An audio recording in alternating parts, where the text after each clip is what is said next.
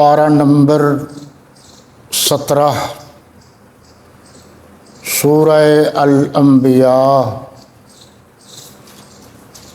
آیت نمبر 107 صفحہ نمبر 424۔ الحمدللہ وکفی وسلام علی عبادہ الذین اصطفی، اما بعد فاعوذ باللہ من الشیطان الرجیم،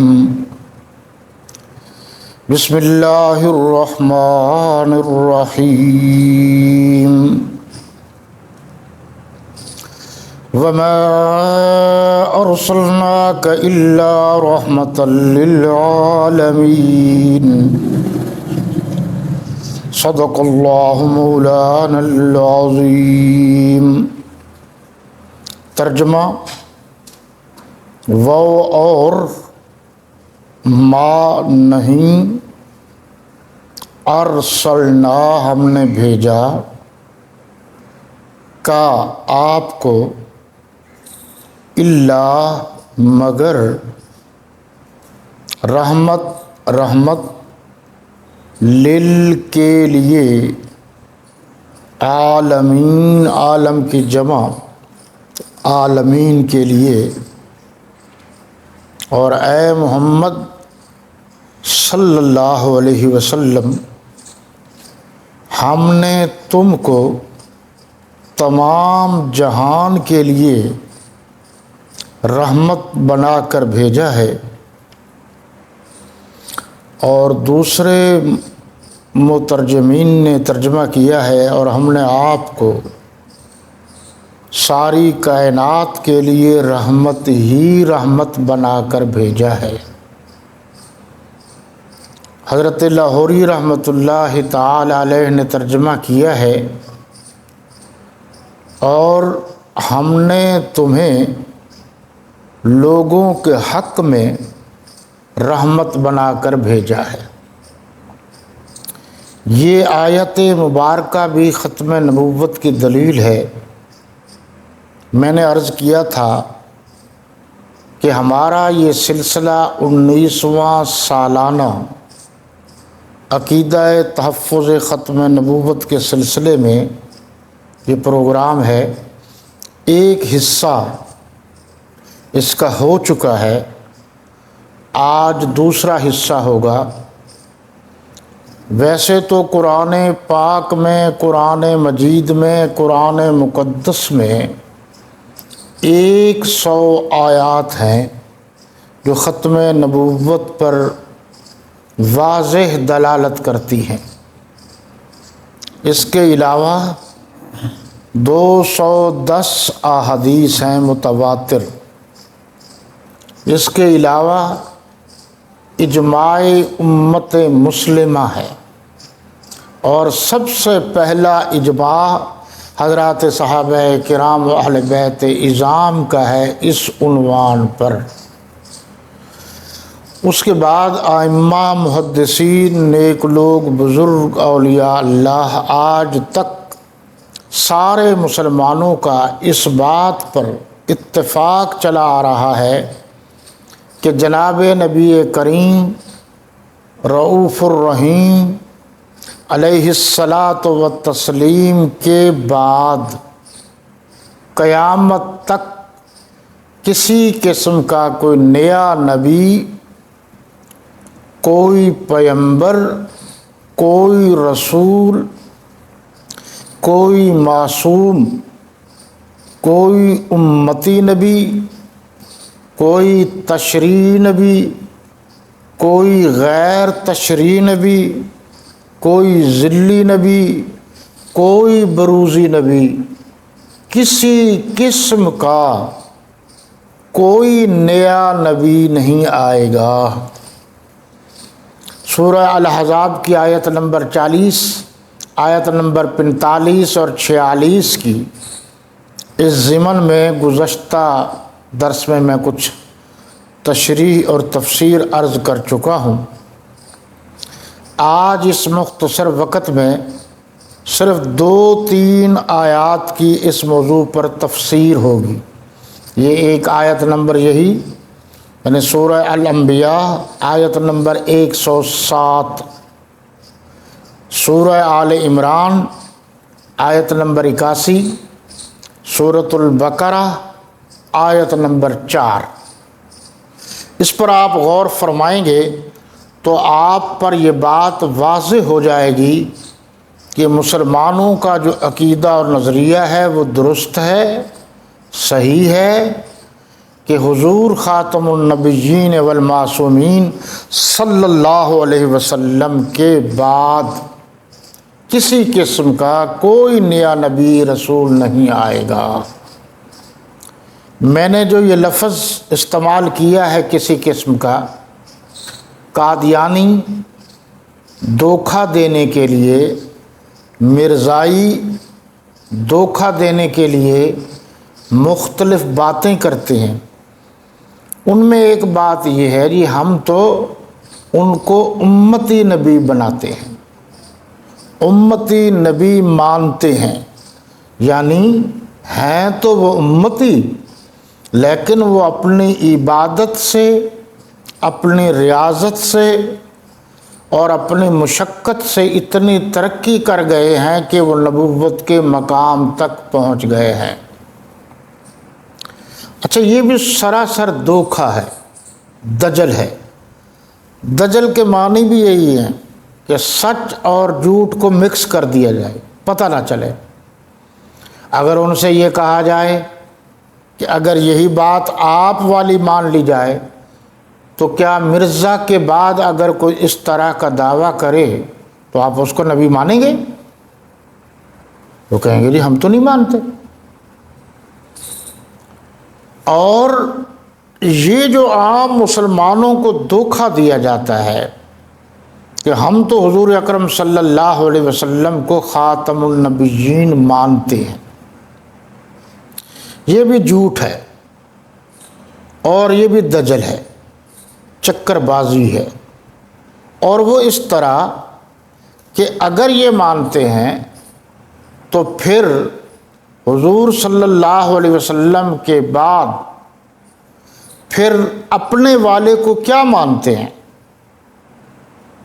تو نبی تو مانتے ہیں وہ، تو وہ اصل میں کہتے ہیں کہ ہم ان کو خاتم النبیین مانتے ہیں، یعنی ان کے بقول کہ جو مرزا ہے یہ خاتم النبیین ہے اور اس کے بعد کوئی نبی نہیں آئے گا، اور دھوکہ یہ دیتے ہیں کہ ہم ان کو خاتم النبیین مانتے ہیں۔ اس لیے آپ نے دیکھا ہوگا کہ اب گزشتہ حکومت پنجاب نے بھی جو آیات لکھوائی ہیں یہ شہروں کے دخول میں داخل ہونے سے پہلے جو آویزاں ہیں بورڈوں پر، وہ آیت نمبر یہی 40 ہے، ما کان محمد نبا احد من رجالکم ولکن رسول اللہ وخاتم النبیین۔ لفظ خاتم النبیین کا لفظ ضروری ہے، اور یہی اسمبلی میں بھی، پنجاب اسمبلی میں۔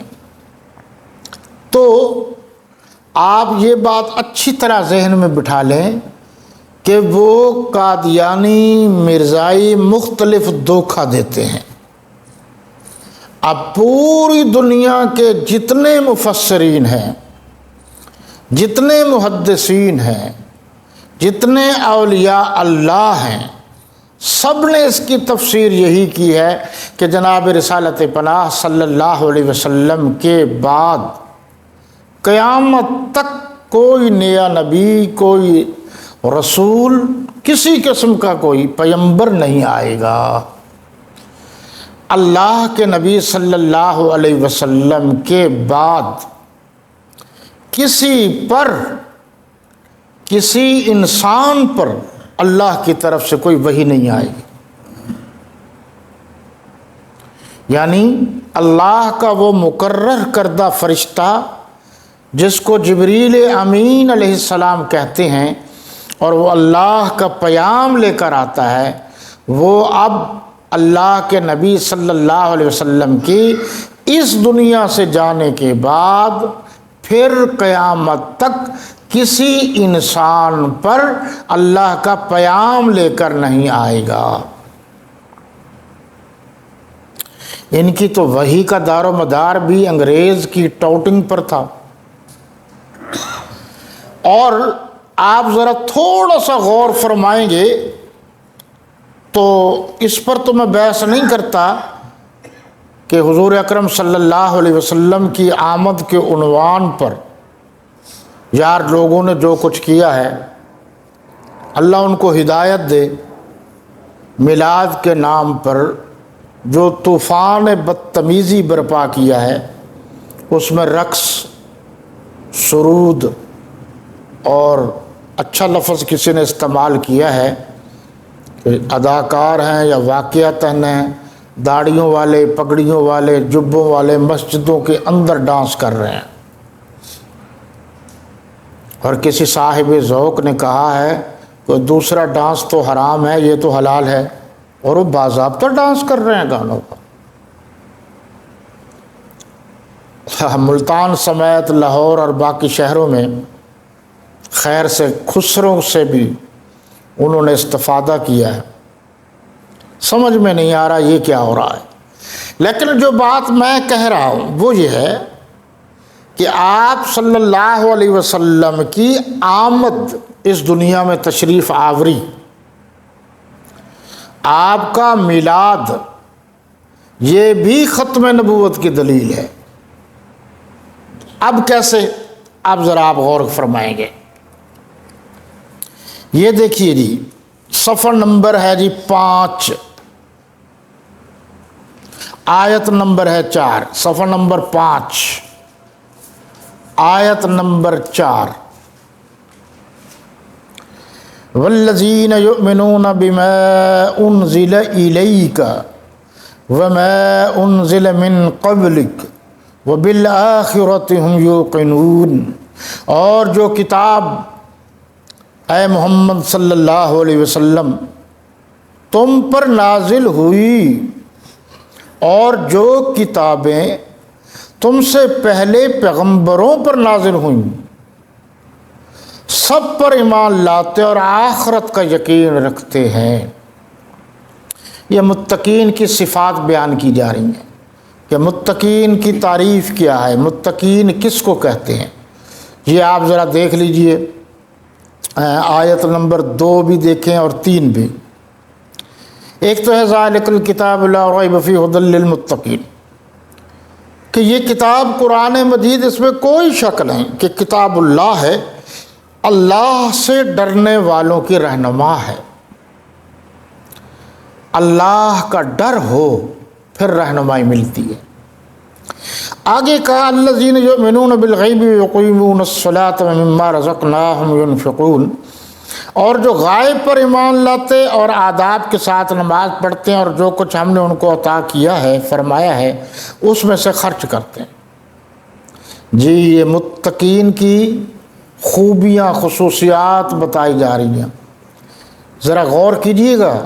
اس میں ایک لفظ ہے وَمِمَّا رَزَقْنَاهُمْ يُنْفِقُونَ، اللہ فرماتے ہیں کہ جو ہم نے ان کو عطا کیا ہے وہ اللہ کی راہ میں خرچ کرتے ہیں۔ تو متقین وہ نہیں ہوتے جو پیسہ جمع کرتے ہیں، یا متقی یا بزرگ یا ولی بن کر مختلف حربے استعمال کرتے ہیں پیسہ بٹورنے کے لیے، وہ متقی نہیں ہوتے۔ وہ متقی نہیں ہوتے جو کرسی پر بیٹھ جائیں اور لوگ جو ہیں ان کے پاؤں پر سجدے کرتے رہیں۔ اور اب تو ترقی پر چلے گئے ہیں کہ ایک خاتون نے ولایت کا دعویٰ کیا ہے، کرسی پر بیٹھی ہے، اور جو آتا ہے اس کو بڑے دھڑلے سے گلے ملتی ہے۔ جیسے ہمارے ملتان والے آگے بڑھ گئے ماشاءاللہ، 1-2 سال پہلے انہوں نے باضابطہ ایک حور دکھائی ہے کہ جنت میں یہ حور ملے گی۔ آپ ان کے بھی ڈرامے ملاحظہ فرمائیں، غور کریں ان پر کیا کیا کر رہے ہیں یہ۔ تو ہمارے ہاں متقی کا مطلب یہی سمجھا جاتا ہے جو گھر سے فارغ ہو، جو نکما ہو،